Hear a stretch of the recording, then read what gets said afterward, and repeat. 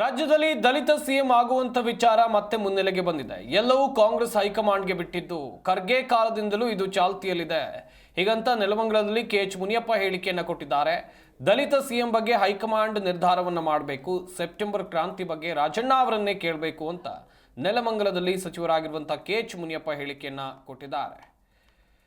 ಒಂದು ಕಡೆಯಲ್ಲಿ ಸಿಎಂ ಬದಲಾವಣೆ ಚರ್ಚೆ ಜೋರಾಗಿ ನಡೀತಾ ಇದೆ, ಇನ್ನೊಂದು ಕಡೆಯಲ್ಲಿ ಸೆಪ್ಟೆಂಬರ್ ಕ್ರಾಂತಿ ಹಾಗೆಯೇ ಪವರ್ ಶೇರಿಂಗ್ ವಿಚಾರವಾಗೂ ಕೂಡ ಒಂದಷ್ಟು ಚರ್ಚೆಗಳು ನಡೀತಾ ಇರುವಂಥ ಸಂದರ್ಭದಲ್ಲೇ ಮತ್ತೊಂದು ವಿಚಾರ ರಾಜ್ಯ ರಾಜಕೀಯದಲ್ಲಿ ಮುನ್ನೆಲೆಗೆ ಬಂದಿದೆ, ಅದು ದಲಿತ ಸಿಎಂ.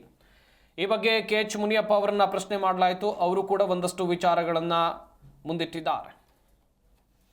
ಶೇರಿಂಗ್ ಆದ್ರೆ ದಲಿತ ಮುಖ್ಯಮಂತ್ರಿ ಸಿಎಂ ಆಗಬೇಕು ಅನ್ನೋ ಮಾತುಗಳು ಕೇಳಿ ಬರ್ತಾ ಇದೆ.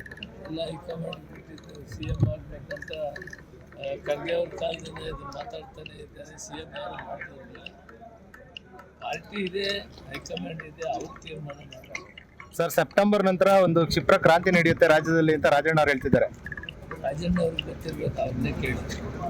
ಈಗ ನಿಮ್ಮ ಅಭಿಪ್ರಾಯ ಏನು ಸರ್ ದಲಿತ ಸಿಎಂ ಆಗೋ ಬಗ್ಗೆ? ಹೈಕಮಾಂಡ್ ತೀರ್ಮಾನ. ಸರ್, ಈಗ ಪವರ್ ಶೇರಿಂಗ್ ಆದ್ರೆ ದಲಿತ ಮುಖ್ಯಮಂತ್ರಿ ಸಿಎಂ ಆಗಬೇಕು ಅನ್ನೋ ಮಾತುಗಳು ಕೇಳಿ ಬರ್ತಾ ಇದೆ. ಇಲ್ಲ, ಹೈಕಮಾಂಡ್